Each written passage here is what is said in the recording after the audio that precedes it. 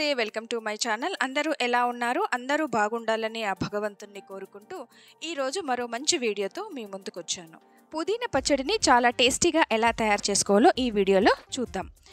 శుభ్రంగా కడిగి పుదీనాని తీసుకోవాలి. ఆ తర్వాత 3 స్పూన్ల నువ్వులు, తర్వాత 1 స్పూన్ జీలకర్ర, వెల్లుల్లి రెబ్బలు, తర్వాత పచ్చిమిరపకాయలు, ఆ తర్వాత కొంచెం నానబెట్టి తీసుకోవాలి చింతపండు, టేస్ట్కి తగినంత ఉప్పు. వీటన్నిటిని కూడా రెడీ చేసి పెట్టుకోవాలి.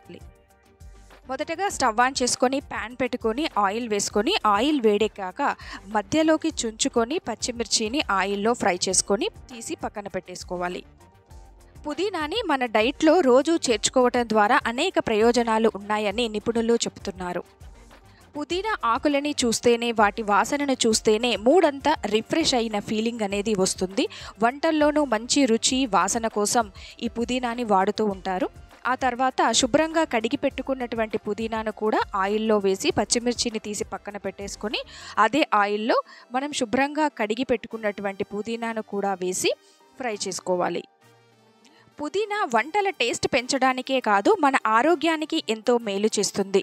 రోజు కొన్ని పుదీనా ఆకులని ఆహారంలో చేర్చుకుంటే, అంటే టీ రూపంలో కానీ వంటలలో మనం వేసుకునేటువంటి కూరలలో వేసుకున్నా కూడా చాలా ప్రయోజనాలు సొంతం చేసుకోవచ్చని డాక్టర్లు సూచిస్తున్నారు. పుదీనా చర్మాన్ని కూడా సంరక్షిస్తుంది. ఇలా పుదీనా ఫ్రై అయ్యే లోపు స్టవ్ని మీడియంలోకి లోకి సెట్ చేసుకొని పుదీనా ఫ్రై అయ్యే లోపు మరొక ప్యాన్ను తీసుకొని ఆయిల్ లేకుండా తీసుకున్నటువంటి 3 స్పూన్స్ల నువ్వులని, ఆ తర్వాత మనం తీసుకున్నటువంటి జీలకర్రను కూడా డ్రైగా ఫ్రై చేసుకోవాలి. మాడకుండా స్టవ్ని సిమ్లో పెట్టేసుకొని జీలకర్రని నువ్వులను కూడా ఫ్రై చేసుకోవాలి. పుదీనా ఆకుల్లోని విటమిన్ సి రోగనిరోధక శక్తిని పెంచే శక్తివంతమైన యాంటీ ఆక్సిడెంట్గా పనిచేస్తుంది.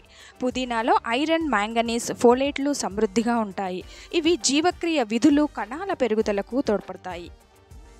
ఇంకా జీర్ణ సమస్యలను దూరం చేయడానికి కూడా సహాయపడతాయి. ఈ విధంగా ఈలోపు మనం పుదీనాని ఫ్రై చేసేసుకోవాలి. ఆ తర్వాత వెల్లుల్లి రెబ్బలను కూడా వేసి అన్నిటినీ కూడా కలుపుకొని మరొకసారి, అంటే ఇందులో ఉంటే కొంచెం కరివేపాకును కూడా వేసుకోవాలి. కరివేపాకు కూడా హెల్త్కి చాలా మంచిది. సో నేను అందులో కొంచెం కరివేపాకును కూడా వేసాను. కొంచెం అంటే మనం పోపులో వేసుకునే దానికంటే కొంచెం ఎక్కువ క్వాంటిటీ వేసుకున్నాను. సో అన్నిటినీ కలిపి మరొకసారి మొత్తం స్టవ్ని మీడియంలో పెట్టేసుకొని తగినంత ఉప్పు కూడా వేసేసి మరొకసారి కలిపి స్టవ్ని లోకి సెట్ చేసుకోవాలి. ఇంకా ప్రతిరోజు పుదీనా టీ తాగితే కడుపు ఉబ్బరం, గ్యాస్, వికారం సమస్యలు దూరమవుతాయి. పుదీనా కడుపు ఉబ్బరం, జీర్ణ సమస్యలకు తక్షణ ఉపశమనం ఇస్తుంది. కడుపు నొప్పిని తగ్గించే శక్తి పుదీనాలో ఉంది. పుదీనా ఇంకా శ్వాసని తాజాగా ఉంచుతుంది. తద్వారా హానికరమైన బ్యాక్టీరియాతో పోరాడటానికి కూడా తోడ్పడుతుంది. పుదీనా ఆకులు నమిలితే నోరు రిఫ్రెష్ ఉండటమే కాదు, చిగుళ్ళు, దంతాల ఆరోగ్యాన్ని ప్రోత్సహిస్తుంది. ఈ విధంగా అంత దగ్గరికి వచ్చేలాగా కలిపి పెట్టుకోవాలి. ఆ తర్వాత మనం కొంచెం చింతపండుని నానబెట్టి ఉంచుకున్నాము. సో ఆ చింతపండును కూడా చివరగా ఇందులో వేసి అన్నిటినీ మళ్ళీ ఒకసారి కలుపుకొని స్టవ్ని మీడియంలోకి సెట్ చేసేసుకొని ఒక 2 నుంచి 3 నిమిషాలు కలుపుకొని స్టవ్ని ఆఫ్ చేసేసుకోవాలి. పుదీనా ఆరోగ్యానికే కాకుండా ఇంకా చర్మ సంబంధమైన వాటికి కూడా చాలా ఉపయోగపడుతుంది. అలర్జీలు, అస్తమా వంటివి, శ్వాసకోశ పరిస్థితులకు చెక్ పెట్టడానికి కూడా చాలా బాగా ఉపయోగపడుతుంది. పుదీనాని చాలా సలాడ్స్లలో కూడా వేస్తూ ఉంటారు. ఇంకా అందరికీ ఫేవరెట్ అయినటువంటి బిర్యానీలో పుదీనా లేకుండా అసలు వండరు. నాన్ వెజ్ వంటకాల్లో కూడా చాలా బాగా పుదీనాని వాడుతూ ఉంటారు.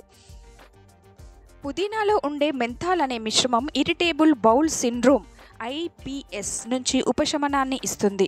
జీర్ణ వ్యవస్థ అదుపులో ఉంచి IBS అనే సమస్య ఏర్పడుతుంది. కడుపు నొప్పి, గ్యాస్, ఉబ్బరము, అకస్మాత్తుగా నొప్పితో విరేచనం అవ్వటం వంటి లక్షణాలు కనిపిస్తాయి. ముఖ్యంగా ఒత్తిడి కారణంగా ఈ సమస్య ఏర్పడుతుంది. దీనికి పుదీనా మంచి ఉపశమనంగా పలు అధ్యయనాలు చెబుతున్నాయి. అయితే పచ్చి పుదీనా ఆకు కంటే పుదీనా ఆయిల్ ఉండే క్యాప్సూల్స్ బాగా పనిచేస్తాయని కూడా అధ్యయనాల్లో తేలింది. చల్లారాక మిక్సీ పట్టేసుకుంటే ఎంతో టేస్టీ అయిన పుదీనా పచ్చడి రెడీ. ఈ వీడియో మీ అందరికీ నచ్చుతుంది అని భావిస్తూ మరో మంచి వీడియోతో మళ్ళీ కలుద్దాం. నమస్తే, మీ శ్రీదేవి ఆకుల.